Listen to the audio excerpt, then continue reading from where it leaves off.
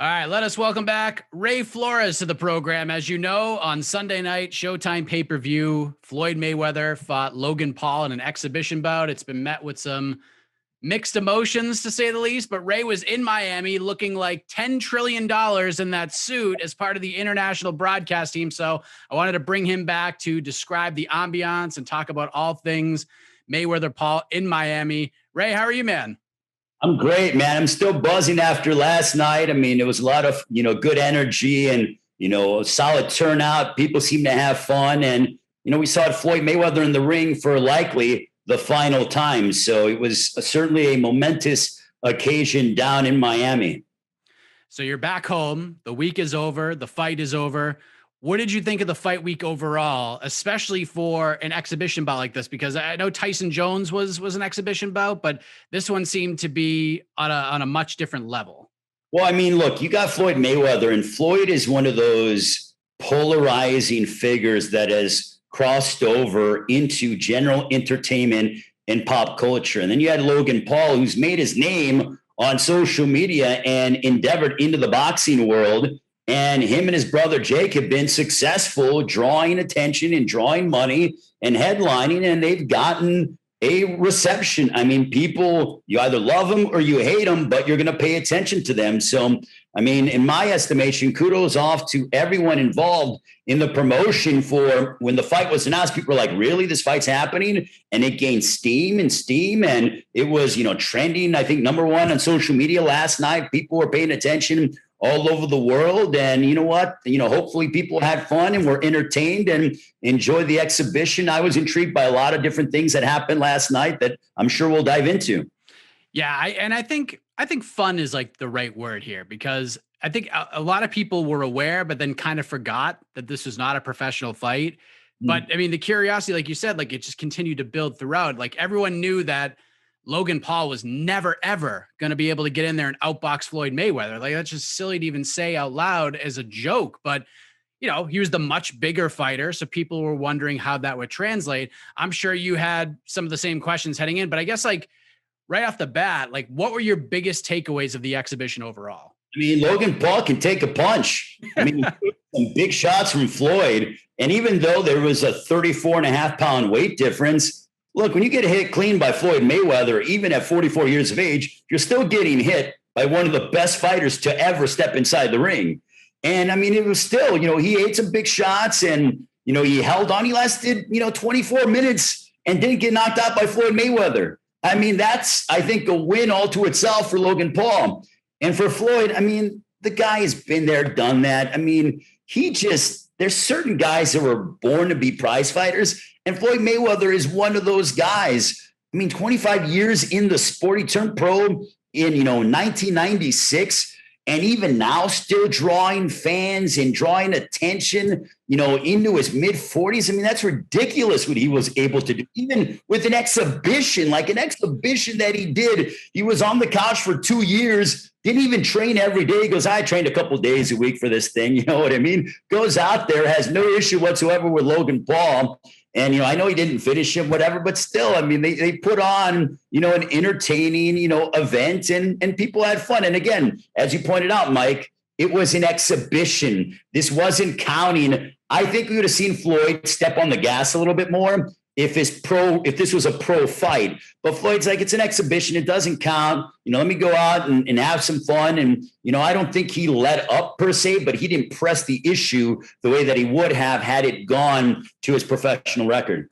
Yeah, because I mean, it looked like he could have put Logan away from like rounds 4 and on, and just didn't do that. And I understand the entertainment aspect of it. It got people talking. It probably created a lot more interest and buzz and reaction had he knocked him out in the 5th round. You know what I mean? Like if he just got out and finished him in the 5th round, we're like, yep, this is what we expected. But now that it went the distance, there's much more of a reaction now, is there not?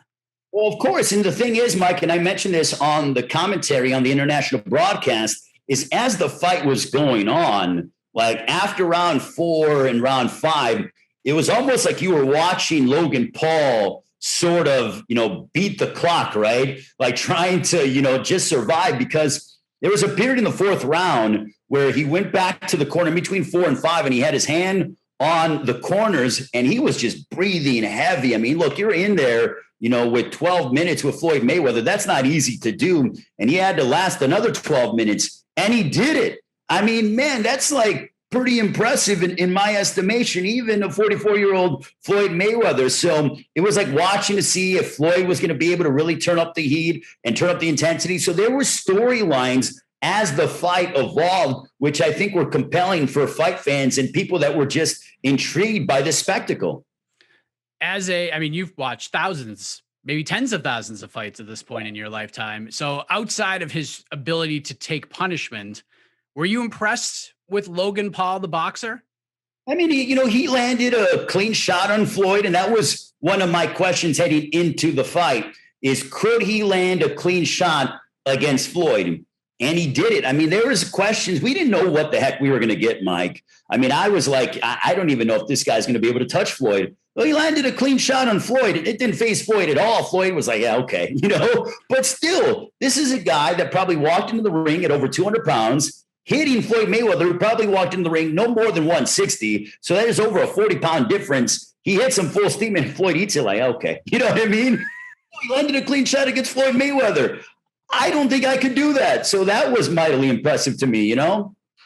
I know there were like technically no scores. Like we didn't score anything. Like people on Twitter were scoring it, but like, how did you score it? Like I may have given Logan the first, like there's an argument to be made, but even that was a little debatable in my eyes. Like I know MMA fighting, when we were live watching it and going round by round, it was a sweep for Floyd, but how did you sort of see it?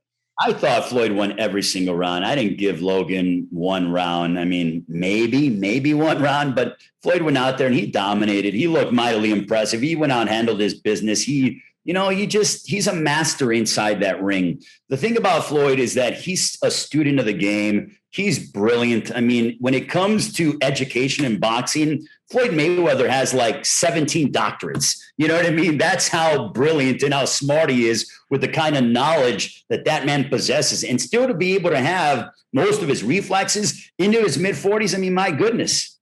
So the stock of Logan Paul in your eyes has risen regardless of result. I mean, he went the distance. That's all you need to know. You look at the headline, he went the distance to Floyd Mayweather. Exactly. I mean, the guy lasted 8 rounds with Floyd Mayweather, and that makes him more marketable moving forward.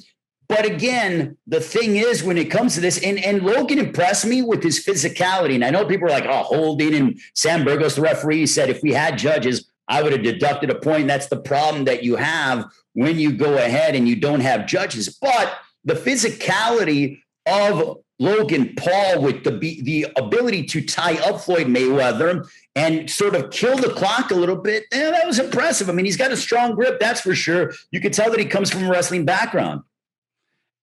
And for Floyd, like at the end of the day, he made a lot of money and he didn't lose. So no skin off his hide. He got to show his stuff. He did his thing, and he looked like Floyd for a lot of that fight. Like maybe Father Time beats us all, even Floyd Mayweather, but still he made a lot of money and it was a very successful night. You mentioned at the beginning of this that we may have seen Floyd Mayweather for the final time. Yeah. So in your heart of hearts, do you think that was the last time we see Floyd in a boxing ring, like competing, whether exhibition or not? I think so, because I don't recollect even, when he had that exhibition in Japan with, who was it? Tinshin was his name.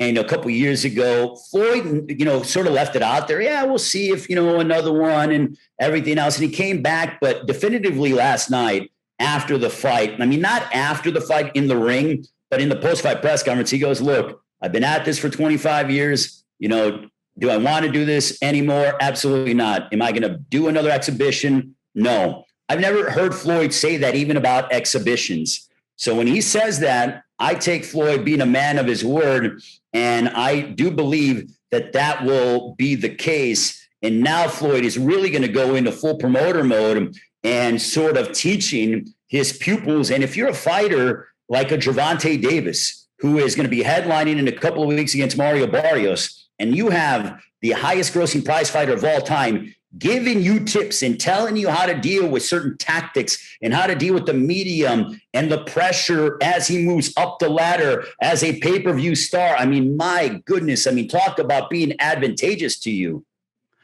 I know you were working and calling the fights for the international audience, but were you aware that a lot of people were having issues with the stream on Showtime? Were you seeing that on social media? No, I saw it on social media, and that was unfortunate because I remember when Mayweather McGregor happened, and the pay-per-view systems got overloaded because so many people were going ahead and trying to buy the fight and everything else. And I think that digitally, that's what happened with this one. I mean, there was, curiosity, very interested to see the numbers, but with as many people saying, "Oh, I'm having issues," I saw a lot of different people saying, "I'm having issues," or, I bought the fight, now I got it a little bit late, everything else. That means that the interest really peaked at the very last moment. So, I mean, the ability to be able to promote this thing and get the hype at a fever pitch, I think is a good thing and advantageous, but it's also can be a detriment because you got to be able to have the capability to handle all that. And sometimes, as we know, systems get overloaded, especially in this digital world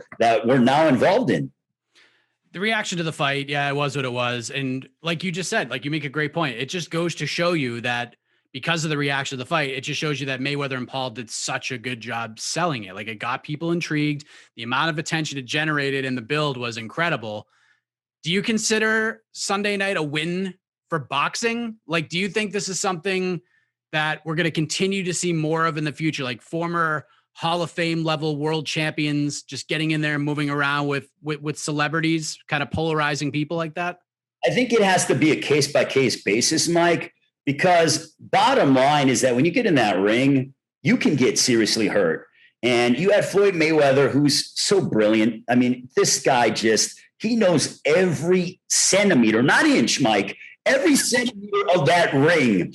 And he's so, his ability to move and understand angles and everything else, he knows how to keep himself out of danger, and he knows how to not inflict as much damage as possible. My whole thing coming into the fight, Mike, was, especially with Jake Paul taking the hand of Floyd Mayweather, I'm like, if Floyd's really mad and comes out there and barrels right into Logan Paul, like he could break his eye socket, he could break his jaw, he could break a cheekbone, massive lacerations, broken ribs, things like that can happen. And I don't think Floyd really had that violent attitude heading into the fight. It was more so being a sportsman. When you get guys in there on a case-by-case basis, what if one of them goes in there with a violent mentality and then something dangerous happens or a serious injury happens? I don't want to see that. So I think it has to be a case-by-case basis. And was it a win for boxing? Was it a loss for boxing? No, I don't think it was. It was a slight win because it drew eyeballs more to the sport. Was it a loss? No, I don't think so. I think it sort of evened out. And now, I mean, we have a very busy summer in the sport of boxing and in combat sports. I mean, some really good fights coming up, and I'm pumped for all of them. And this happened to kick off the summer. And I think it gets people excited for what's to come in this summer of 2021 with fans being back in the house for combat sports. It's lively, it's energetic, and we're going to get some damn good fights across the board with every different entity. Do you think we'll ever see anything like this in MMA? Well, MMA is a different beast. I mean, maybe, but man, it's going to take a special kind of celebrity or YouTuber to get in there because MMA is wrestling, it's jiu-jitsu. I mean, you could snap your arm like that. You know what I mean? You can get knocked out like that in boxing, but you only have to really worry about keeping your hands up and not getting knocked out. Whereas MMA, you can get taken down. You could break your arm. If you get taken down the wrong way, you could break your arm. I mean, there are a lot of different ways that you could get injured. I think you could get injured more in MMA than what you can in boxing because of, your limbs and your legs and everything else. I mean, what happened to Chris Weidman? I mean, can you imagine? Oh my God. I mean, just a horrendous injury. And I'm glad that he's walking and he looks to be, getting better. I mean, my thoughts and prayers go out to Weidman on a speedy recovery, but you don't play fighting. I mean, you just don't do that. And I just hope guys, if they want to do it. And the thing is about last night with Chad Johnson also, Mike, guys took it seriously. Everybody on that card took it seriously, trained hard, looked in great shape, made weight. So if celebrities are going to do it, you better take it seriously, because this is nothing to mess around with. The attention, the media is one thing, but once that bell rings, you better bring your best, because it is life or death inside that ring. I hate to say it that way, Mike, but that's the way it is. Yeah, I mean, you didn't say anything incorrect there. You mentioned Chad Johnson. He made his first foray into the boxing realm, and he certainly learned some lessons. He got dropped, but he made it through. What did you think of the former NFLer going in there and lacing up the mitts? You know what? The fact that he was training with the Charlos, I mean, Jamal Charlo, I mean, I know those guys, Jamal and Jamel. I've known them for a long time. And, even from prospects to being contenders and graduating to being world champions, those are bad dudes in that ring. And the fact that Chad Johnson went in there and was sparring with them, I believe he sparred with them, I'm like, whoa, like you're learning under the Charlos and Ronnie Shields. One thing about Ronnie Shields, he doesn't let up on you. You come in there, he doesn't care who you are. You could be, the president of the United States. You could be, LeBron James. If you're in there to train boxing and he's training you, you're going to do it his way, the old school way, the hard way. And for Chad Johnson to make it through a training camp, to get knocked down by a bare knuckle boxer, an MMA fighter, a guy who had one professional fight, to get up and beat the count, and my hat's off to him at 43 years of age. That takes some guts and some tenacity. So I was impressed by Chad Johnson. He had some things to work on, but you know what? He looked the part.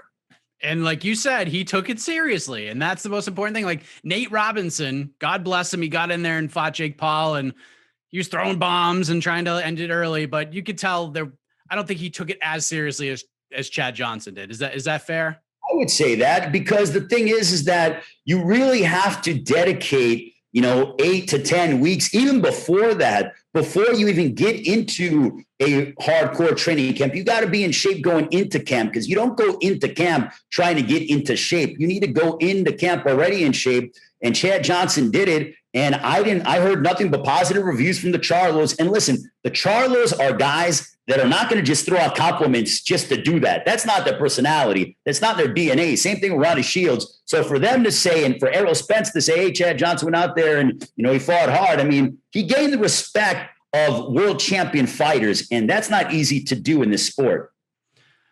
There was one person who thought Logan Paul won last night, and that was Jake Paul. Jake Paul, 50-1, all that stuff.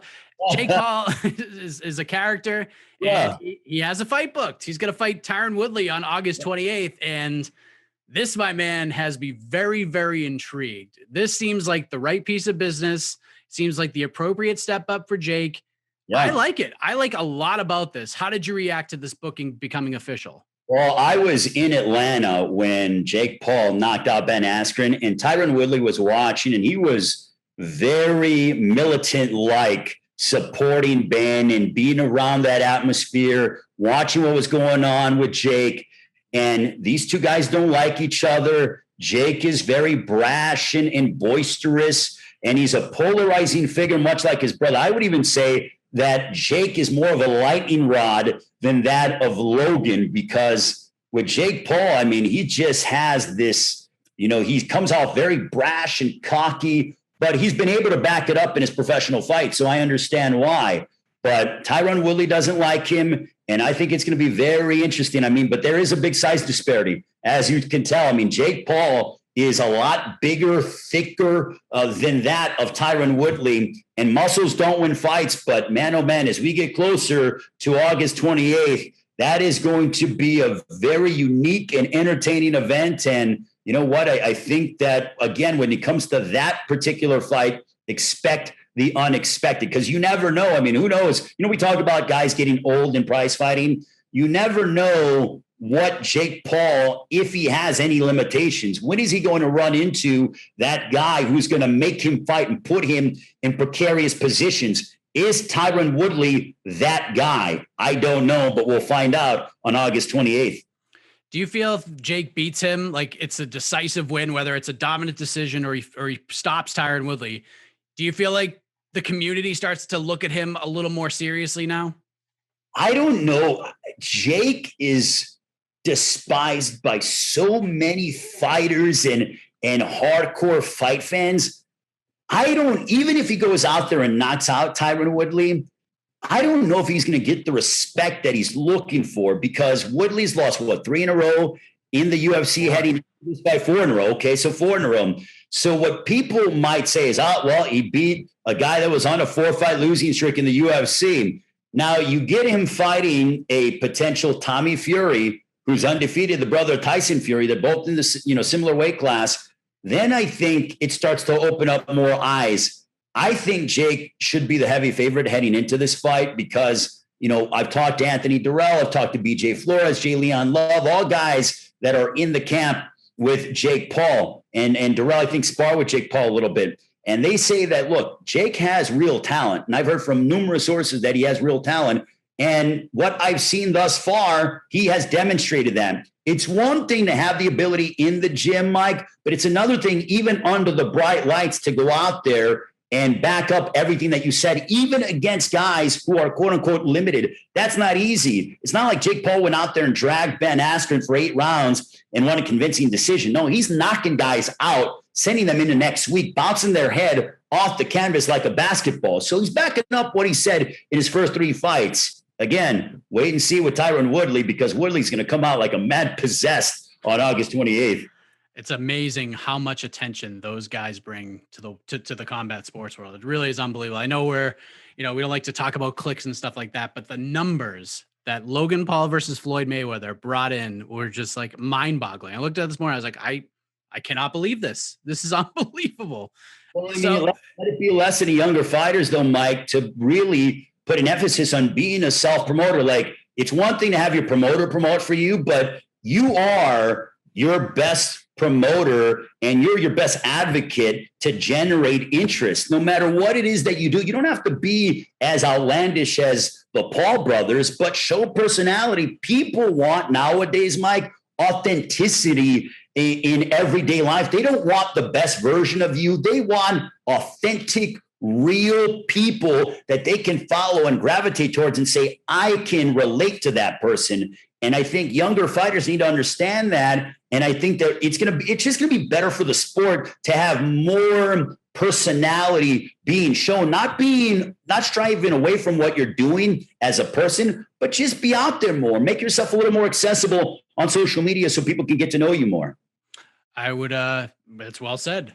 So what is next for one of the busiest people in combat sports? That would be you, Ray. Your next few weeks must be out of control right now. What's your date book looking like these days? Well, I'm off this weekend. I'm going to enjoy, we call it here in Chicago, summertime shy. So I'm going to enjoy, summertime shy here in Chicago. I'm going to have a lot of fun. Can't wait to see a lot of friends and family I haven't seen. And then next week I go down to Miami once again for a Triller Fight Club. I'm really excited about this fight, Teofimo Lopez and George Kambosos. I think, honestly, I know that Teofimo's a heavy favorite, but this fight's going to be a war. It'll be on pay-per-view. I'm going to be calling, the preliminary portion. I'll be involved in the pay-per-view. So really pumped about that and think it's going to be an excellent card down in Miami at the home of the Miami Marlins. And then June 26th, I'll be in Atlanta, calling the international broadcast for Gervonta Davis and Mario Barrios. The next night, I go from Atlanta to Minneapolis. We have, David Morrell, PBC on Fox. I'll be calling the international that one. July 3rd, calling the international Chris Colbert